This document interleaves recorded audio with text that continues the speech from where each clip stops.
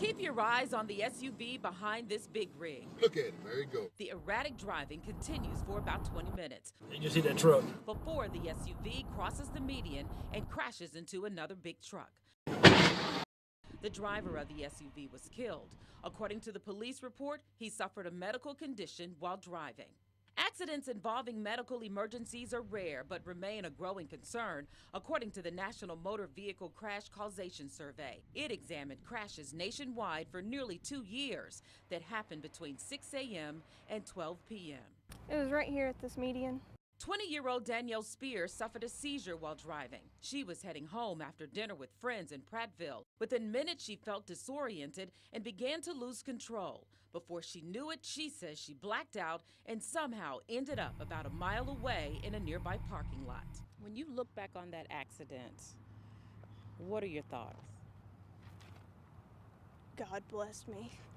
He and everybody that I could have taken out. I mean, it was a miracle that I made it from Las Casitas through however I got here. And I don't even know how I got there. She had her first seizure at 13 years old. She's taken medication ever since and thought they were under control until she ended up here, thankfully alive. Although she walked away with a few injuries, it's what could have happened that scares authorities. In 2011, law enforcement determined more than 500 crashes in Alabama involved some type of driver illness. Those crashes resulted in 336 injuries and 13 fatalities. If they're a hazard behind the wheel, they're not only a hazard to themselves, they're a hazard to everybody else out on the roadway, including me and you and our loved ones. Seizures are the most frequently reported medical condition among drivers in crashes, followed by blackouts, diabetic reactions, heart attacks, and strokes. The National Vehicle Crash Causation Survey estimates 85% of all drivers involved in a medical emergency crash use some type of medication on a regular basis, and the majority of those crashes, 60%, involved a single vehicle. The report also suggests 74% of drivers were aware of their medical condition associated with the crash before they got behind the wheel. And people tend to be non-compliant and not follow directions. I was fine, car's fine, nothing really happened. Danielle hopes to drive again, but the privilege comes with stipulations. Her doctor must first sign off, and the state of Alabama will weigh in on whether her medical condition could put others in danger once she's back behind the wheel.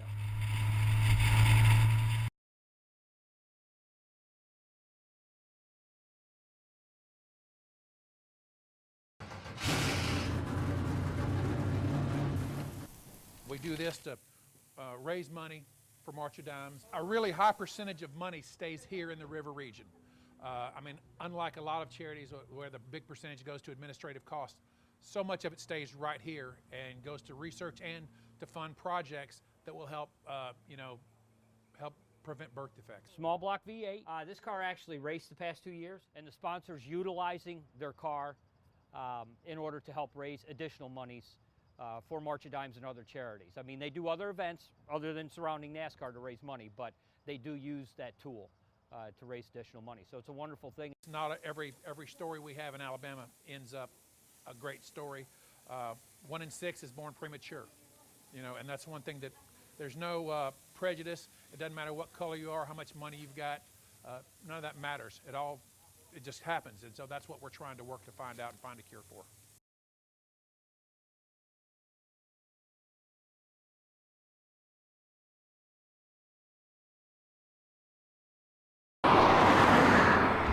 The store was built in 1913 by the Bargainiers. But we took the store over in 2.5 years ago. You don't see these too much anymore. An old-fashioned country store. I think it's a way of life and it's part of America. I think the small independent business is part of America, and I want to help preserve that as long as we can. Randall Bishop and his wife May now run the John E. Hall store. Y'all come on inside. It's a building that stood here for 100 years. Of course, we have the original old fireplace here. And it can be tough to operate your own business. Along with snacks and some knickknacks, they decided to add some food. Yeah, we've been cooking all night right here on this, and how would you compare this barbecue to other places? Best, absolutely. I'll walk and talk with anybody about barbecue. The Bishops are just one of many owners to work here in the last century. The place has seen a lot of changes over the years.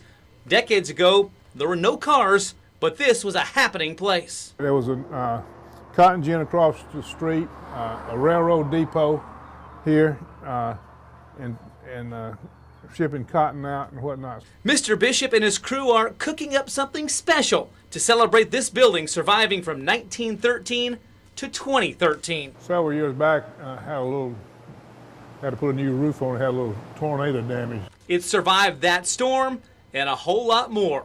100 years and counting for the John E. Hall Country Store, located in Cecil, Alabama, out along County Road 12.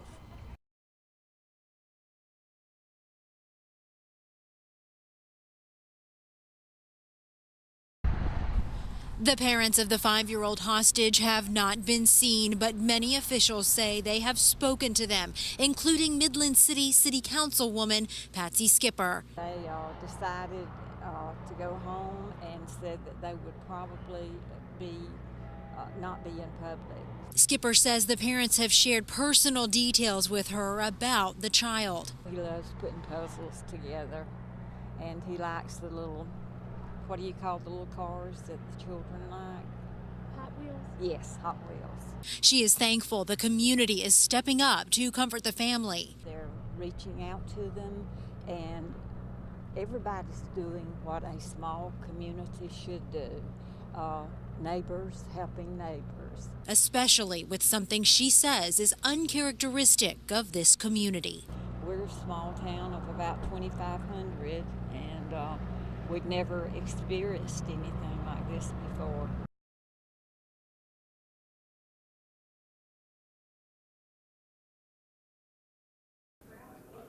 A sleepless night for Gene Chizik, but he's not complaining. Here's a look back at how his Tigers won the duel in the desert. As we come together, one more time, your son's name, amen. Come on in here. A pregame prayer, a postgame party. In between, 60 minutes of smash mouth. With two explosive offenses, one thing nobody expected, a scoreless first quarter.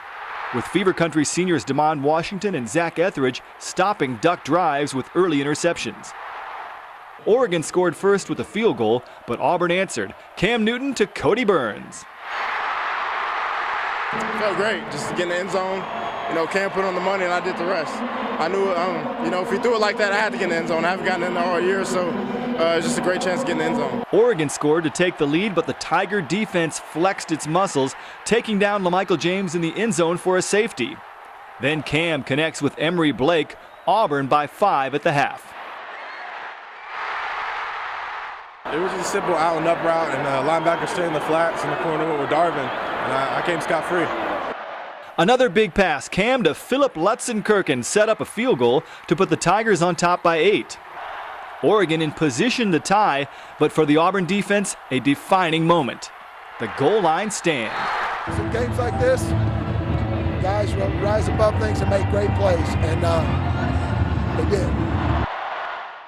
We came out and we wanted to play competitive, and we knew on 4th down they were going to go for it, and we knew if we make it a stop, we could get the ball back in our offense's hands, so that's what we did. A lot of great 4th down stops. Well, unbelievable. Who would have thought all those 4th down stops against a great team? Oregon cashed in on a 4th quarter fumble to tie it at 19, but Auburn had time for one last drive. 2.5 minutes, 75 yards away. It just sums up our whole year. It characterizes this team, how to finish a game, not quitting, not giving up, and really to be just relaxed. Michael Dyer broke off 2 huge runs. The first after everyone, even Michael himself, thought he was down. All I knew was the whistle wasn't blown and my coach was saying go, and I just kind of continued to get some more yards and keep the play going and keep the balls in the offense hand. The second, down to the goal line, set up Wes Byram for his 6th and last and most important game-winning kick. Auburn 22, Oregon 19. We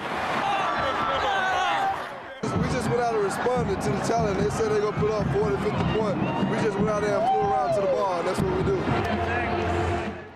Auburn wins. Auburn wins. It feels so good right now. It's just so unreal. I'm just trying to soak in the moment. We came a long way as a team, and the night just sealed it for us. Last night was a great night for a lot of young men that will remember that for the rest of their lives, and rightly so. And just, again, proud to be a part of it. For the Auburn family, it's a celebration more than 50 years in the making. Jeff Shear, WSFA 12 Sports, Scottsdale, Arizona.